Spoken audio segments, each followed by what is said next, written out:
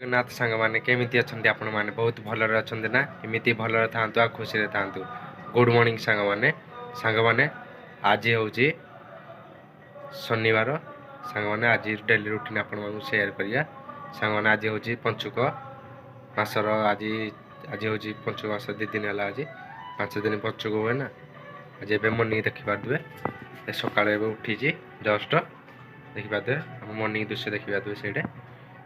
ଏବେ ସକାଳୁ ଉଠି ପଡ଼ିଛି ଆଜି ବେଗି ଫ୍ରେଶ୍ ହେଇନା ଆପଣଙ୍କୁ ଦେଖେଇବା କ'ଣ କ'ଣ କରୁଛି। ଆଉ ଆଗକୁ ସାଙ୍ଗମାନେ ଆଜିର ଡେଲି ରୁଟିନ୍ ଆପଣମାନଙ୍କୁ ସେୟାର କରିବା କରିବା ଚାଲନ୍ତୁ।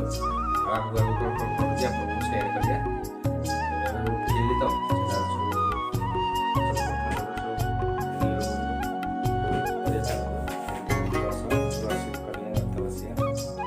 ବ୍ରସ୍ରେ ପେଷ୍ଟ ଲଗେଇନା ଆଇଲି। ଆଉ ଏବେ ଦାନ୍ତ ଘଷିବା। ଆଉ କ'ଣ କ'ଣ କରୁଛି ଦାନ୍ତ ଘଷିବା ପରେ ଆପଣଙ୍କୁ ସେୟାର କରୁଛି। ଚାଲୁ ବାଦିଆ ସକାଳେ ଦାନ୍ତ ଘଷିବା ବ୍ରସ୍ କରୁଛି। ଦାନ୍ତ ଘଷିବା ଆପଣଙ୍କୁ ସକାଳ ବ୍ରେକଫାଷ୍ଟ ଏବେ ଦାନ୍ତ ଘଷି ଆସିଗଲି।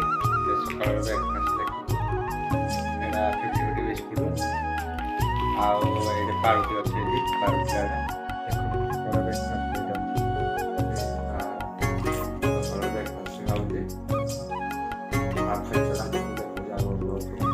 ସାନ ଭାଇ ଦେଖନ୍ତୁ ଏଇଟା ବସିଛି। ଆଜି ଶନିବାର ଯେହେତୁ ଆଜି ମର୍ଣ୍ଣିଂରେ ସ୍କୁଲ ଅଛି, ସେଇଥିପାଇଁ ବ୍ରେକଫାଷ୍ଟ କରିଦେଲେ ଯିବ ସ୍କୁଲ।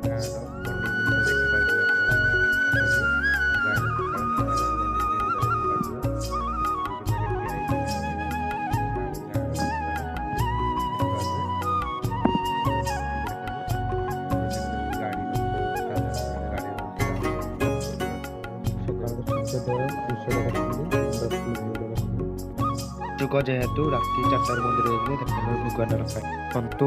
ସକାଳେ ସ୍କାଲାଇଟ୍ ମାଧ୍ୟମରେ ସୂର୍ଯ୍ୟ ରଶ୍ମି ଆସିକିନା ଘର କିନି ପଡ଼ିଛି। ଏହାକୁ ଆସିଗଲି ସକାଳ ପାଇଛି। ଦେଖନ୍ତୁ ପାଣି ପୁରା ଥଣ୍ଡା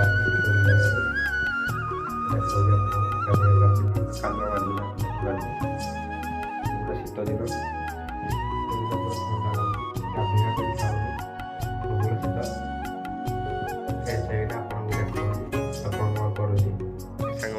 ଆଜି ହେଉଛି ବଡ଼ ଓଷା।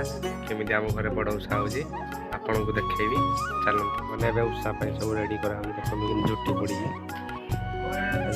ଏବେ ପଞ୍ଚୁକ ମାସ ବି ଚାଲିଛି ନା, ସବୁ ରେଡ଼ି କରାହେଲାଣି। ଚୁଲି ରେଡ଼ି, କାଠ ରେଡ଼ି ଦେଖିପାରୁଥିବେ। ବଡ଼ ଓଷା ଭୋଗ ପାଇଁ ସବୁ ପ୍ରିପେୟାର କରାହେଉଛି।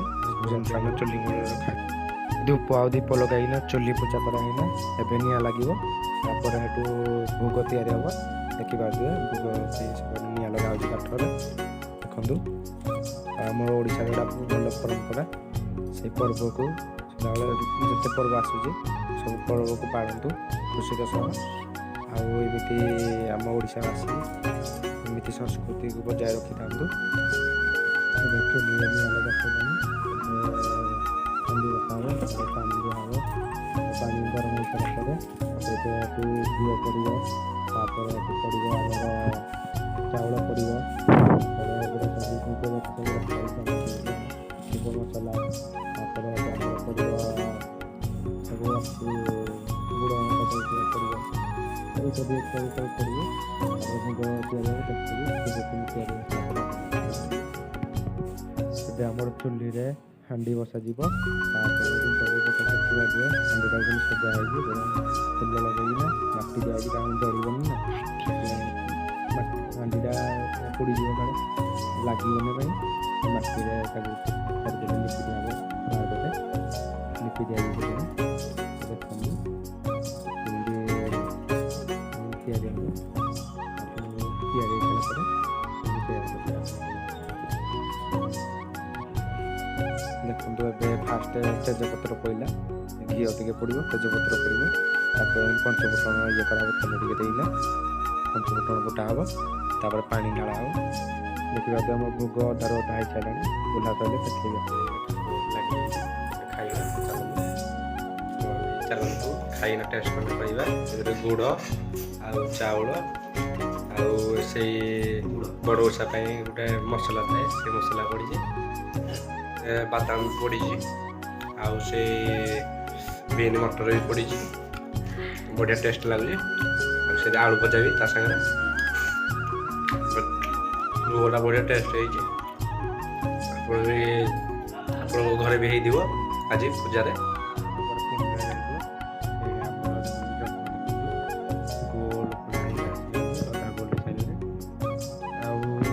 मंगलवार 8 दिन चंद्रग्रहण जेहेतु लगुच काली आम गाँव में टंका भसा होली कि टंका भसा हम आपको देखी आप सहित सेयार करा देखो जन डेली रुटीन तो आम सहित सेयार कली भिडियोटी भल लगे तो लाइक शेयर सब्सक्राइब करने को भूलत नहीं सांग मैंने आज थिला तो बड़ ओषा देखिले घरे केमती भोग या बड़ ओषा भोग आज भिडियोटी एंड करुच्ची देखा नेक्स्ट वीडियो से बाय बाय सांग।